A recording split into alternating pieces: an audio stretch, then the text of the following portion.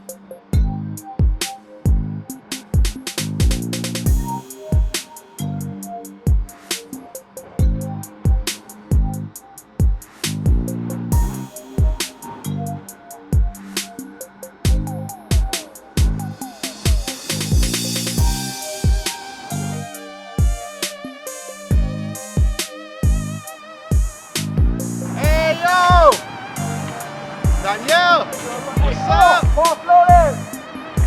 Hey, what's up? Hey, man, let's talk for a little bit. Oh, you want to talk it up?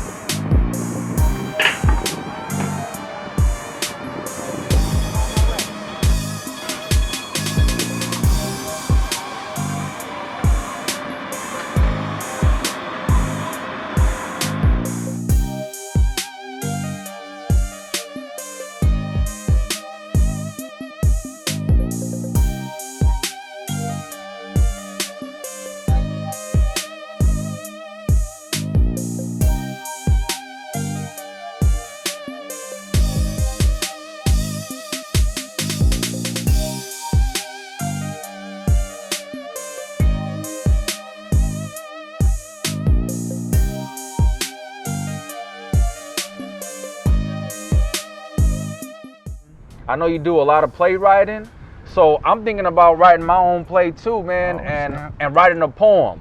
And right now, I had a poem that I was hoping to have get done, but it ain't done yet. So what's the poem about, though?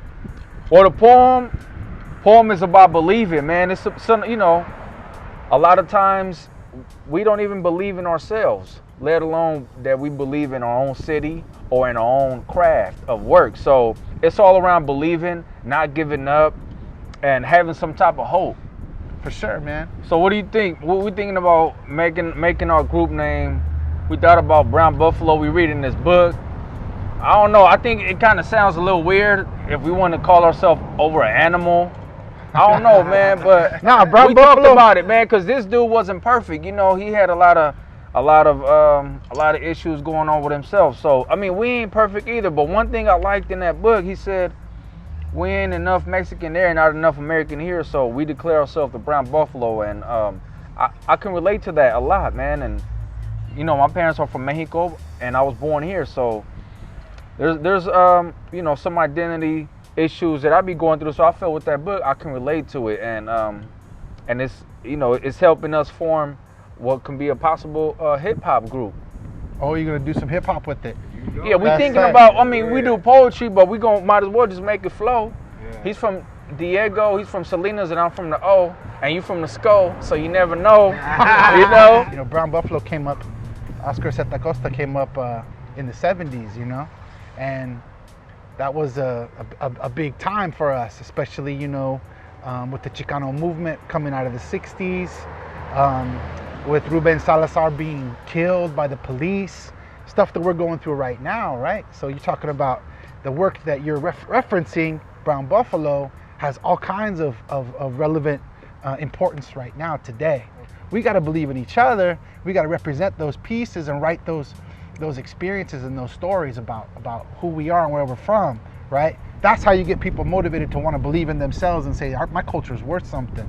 You know, my family is important to me, is valuable, just as valuable as any of these other families, or any of these other communities or any other businesses that, get written about. So I feel like when we talk about belief, especially for artists, man, we got to believe in each other. We got to believe in our families. We got to believe in what our work is and believe that it's gonna make an impact on people and believe it's going to make a difference. Otherwise, why are you doing it, man? So whatever you writing, man, you got to believe in it though, right? You got to believe in it. You got to believe in the justice. You got to believe in yourself. If you're coming from a real place about your life, that's something that could relate to. Imagine how many thousands of Chicanos and Latinos in California might want to hear your story and see it on stage. Like, that's inspirational, dude. They want to see that. So use your voice, bro. Stay true to and as authentic as possible as to what happened to you and the way it went down, man. You know what I mean? Don't be worried about making people mad, about exposing some contradiction in our community or using words that people don't always like. You know what I'm saying? Come from the way you speak and the way you saw things and things happened to you. Authenticity is important. We don't have authentic voices on stage. We got people pretending that they know what Latinos go through. They sell us stuff to say, oh, this is what Latino culture is about. But you know what it is. You went through it. You went through the struggle. Your story is super important, bro. So that's what it is. You gotta be true to your story. That's all you gotta do. Can you do that? Can you do that and not worry about the audience, but just tell your story? That's the most important thing. And you can't be afraid to tell the truth. Can you do that and not worry about the audience, but just tell your story? That's the most important thing. And you can't be afraid to tell the truth. Can you do that and not worry about the audience, but just tell your story? That's the most important thing. And you can't be afraid to tell the truth.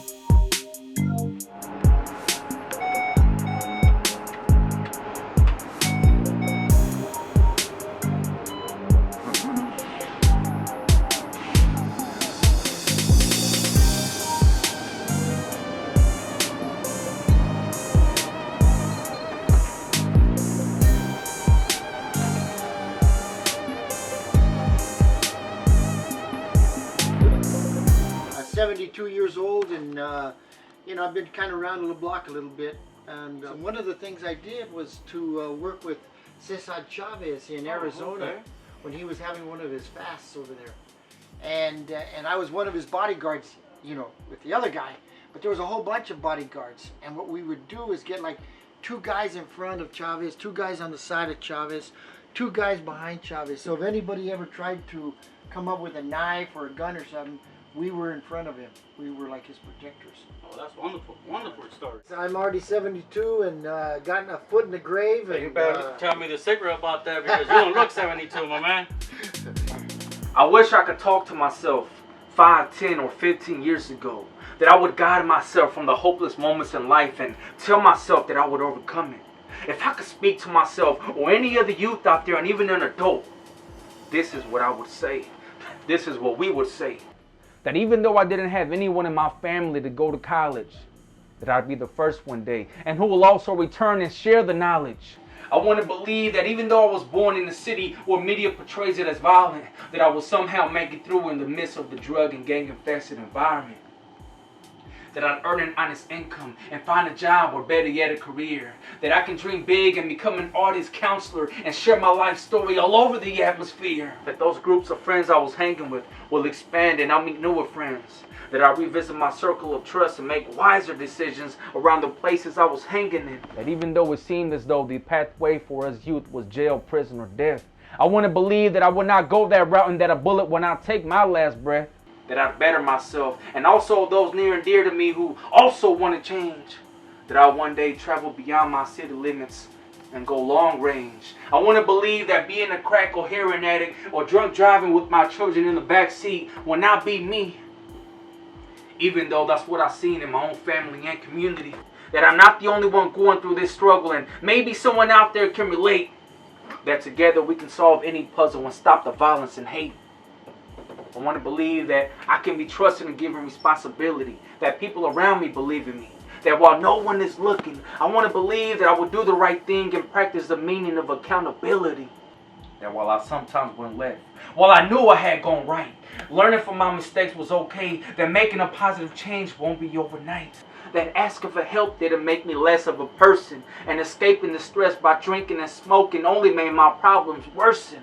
That if I had to learn how to budget and not spend money without thinking smart, that in fact I was already rich with a bank account full of heart. But if I ever gave possibility of change a shot, and not all fathers beat their wives, that having a family is the most sacred and humbling gift of life. Somewhere along the way, I stopped believing. I didn't believe, I couldn't believe I had created my own ideas of the future. That there were roadblocks in front of me and that every person, and especially an adult, were out to get me. My futuristic vision was blurry. I couldn't believe and I didn't believe. Not many around me believed. Many generations before me were all accumulations and the influence to the entirety of the whole person in me. Now, I can't believe. We can't believe. I can sit here and write stories. I can reminisce about life for hours. I can go on long walks, run a car rides. I believe now that if I work smart and hold to set my goals, write out a to-do list and check them off as I go, I believe that I can be the leader to with every path I choose to go. I want to believe. So, thank you so much for listening. It meant a lot. I always see you on the bus. I appreciate your time. Young man, what you had to say was so wise, so profound. Tu palabra, your word is the only thing you have, and you do a fantastic job sharing it. Keep doing it. Thank you. I appreciate it, sir. By the way, what's your name? My name's Arnold Chavez. All right, man. So, we ready to start this group or what? Brown Buffalo? Yeah, I think we should do that, man. Brown I think Buffalo? we've been talking about it for a while. It's time to do that. Like, No, but I mean, We've been reading the book. reading the book, studying up, learning a little bit about our history, these alternate narratives. I really appreciate this book, man. I like it because he said something like, we ain't enough Mexican there, we ain't enough American here, so we Brown Buffalo people. So Brown Buffalo what? I'm with it. Let's do it. Let's Brown hit- Buffalo. Let's Brown hit the Buffalo. studio, man. Spit a little something. All right, well, let me bless that shit. All right. Love is in action, and this our demonstration. No reservations, this comes from preparation.